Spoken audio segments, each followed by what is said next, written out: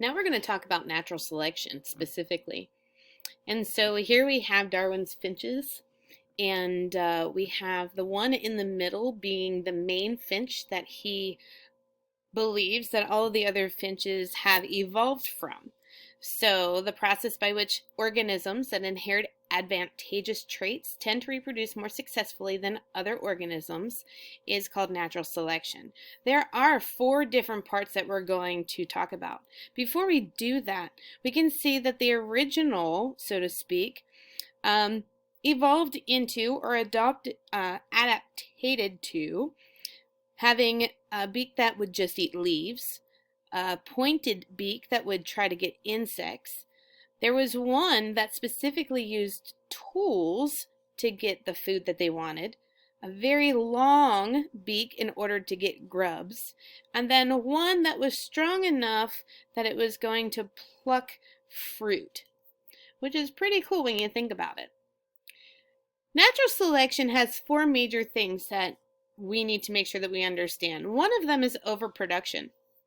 So here we see a mom jaguar and multiple baby jaguars.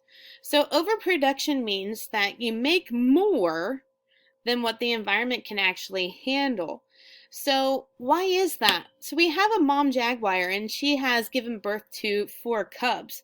Well, the mom jaguar can barely feed herself sometimes because trying to find the prey to get is sometimes taxing on her.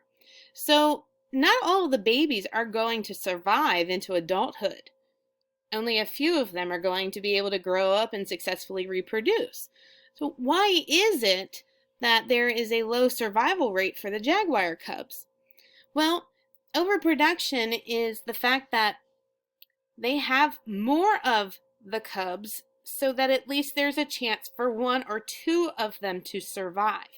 If you only have 1 jaguar, then the chances of that jaguar surviving might not be good at all. So if we have a litter of 4, the chances of at least 1 of those 4 surviving is much greater. Think about this. You know how much I love turtles. Sea turtles are my favorite. A female sea turtle can lay up to 100 eggs in one laying. So it's 100 eggs in a clutch. And she can lay eggs 3 or 4 times in one season. So that's about 300 to 400 eggs.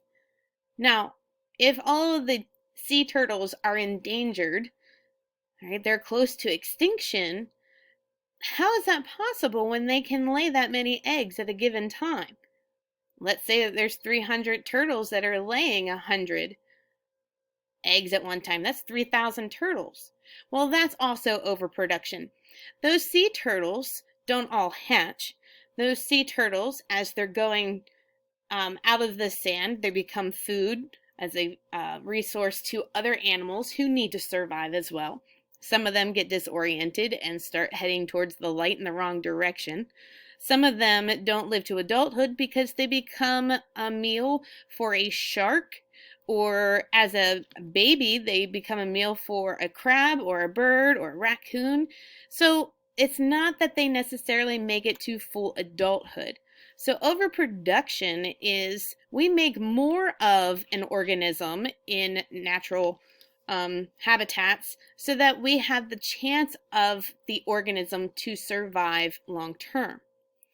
Now, the next one is genetic variation. So a variation is having different versions of the same kind of thing.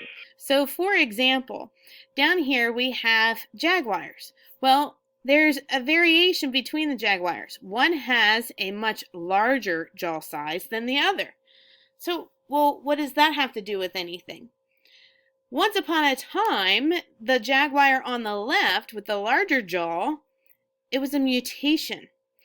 All the jaguars had small jaws. They were eating small rodents or smaller creatures.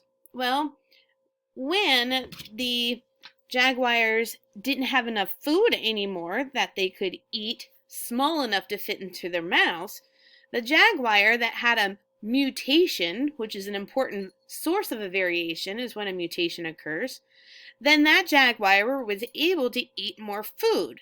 So, for example, with a larger jaw size, he could have more force to bite through things. So when that jaguar was able to eat bigger and stronger things than the jaguar that had a smaller jaw, then he wouldn't starve and the other one would. So he would be able to get all the needs. So think about the deer game. He got all of the needs that he needed or she needed and was then able to reproduce. So therefore, that mutation or that larger jaw was able to then go down to the next generation. And so if the next generation then got that same trait of a larger jaw, that was good for the next generation because they would then also be able to eat more things. Their jaw would be stronger than the smaller jaw. And that was definitely good to help that jaguar species continue to survive. So here is then moving on to selection. When the individual gets what they need to survive, as it says, with food and water and space, they can reproduce. When there is that shortage of food and they had a smaller jaw, they started to starve to death. And when the climate changed, a lot of the prey species died out. Because of the genetic variation in the jaguars, and the larger jaw then became very important, because if you see in this picture right here, this jaguar was able to get this turtle, and its jaw was strong enough to crack through the shell of the tortoise, and then it was able to eat it. Where the other jaguar with a smaller jaw was not able to get its mouth around the turtle, this jaguar with a stronger mouth was. So this is what it means by selection. So the natural selection was, this is the only kind of jaguar that was going to be able to survive. So as it says, as a result, the trait is selected for becoming the more common trait in the next generation of offspring. It just happens to be. So for example, when we talked about chickens in my last video, if I want a chicken who is meatier, then I'm going to choose that chicken who is meatier and mate that chicken, hopefully getting more chickens that are meatier. If I have a tree and it has apples on it and I want more trees with apples, then I'm going to take an apple from the apple tree that has plenty of apples on it and then use those seeds to plant more apple trees. It's a selection. The last one is adaptation.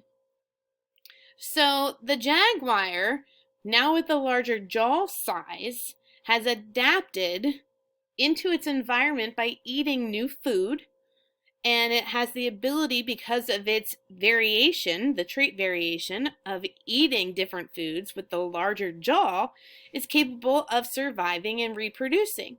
So the large jaw jaguar is now going to be found more often than the small jaw jaguar, because the small jaw jaguar cannot survive. So where we see right here, jaguars with larger jaws were able to survive and reproduce. When food was hard to find. As natural selection continues, adaptations grow, more common in the population with each new generation, and new adaptations may arise. Over time, the population becomes better adapted to the environment. So let's think about this for a second. What were to happen if a chicken was thrown in the water? Would it be able to swim? Most likely it's not. It does not have webbed feet.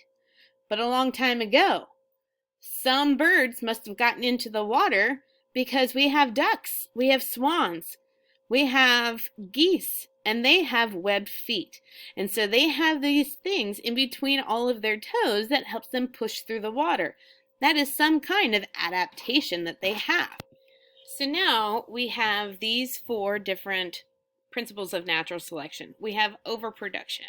So what does overproduction mean? How does it work? It's making more offspring than the environment can support. That's exactly what it's going to do. Genetic variation, it changes to the traits of a population that increases the survival rate of the species. If the genetic variation doesn't occur, then the species is going to go extinct. Selection, it is the specific trait that allows for the species to survive. So for the jaguar, it was the larger jaw. That is the trait that was selected naturally that allowed that species to continue to survive. And then for adaptation, it gets passed down from generation to generation. It is the inherited trait that helps a species survive and reproduce in its environment. There are so many really cool things about natural selection. There's so many things that are interesting, so many different things that we can do. I mean, if you look at this right here, we adapt so many different ways. How do species change over time? How did that turtle live in the water? How did a tortoise stay on land and a turtle go from water and land, and then a sea turtle only have flippers to be in the sea? How is it that we have beaks on birds that are pointy, and some are that are round, and some that are spoon-like? How is it that we have coyotes and dogs and bears that can climb trees? Why is it that we have mammals that swim and have blowholes on the top? They still need to breathe air. There are so many different things. So let me read this to you. In order for a population to change, some individuals have to be genetically different from another member of the population. Mutations are one of the main sources of genetic variation. Offspring sometimes inherit a gene that has a slight mutation or change from the gene the parent has. Mutations, as you all know, can be harmful, they can be helpful, or they may have no effect at all. But beneficial mutations help species and individual species survive and reproduce all of the time. So let's face it, well-adapted, well-adapted animals are going to be the ones that survive. I hope you enjoyed this one. Talk to you later.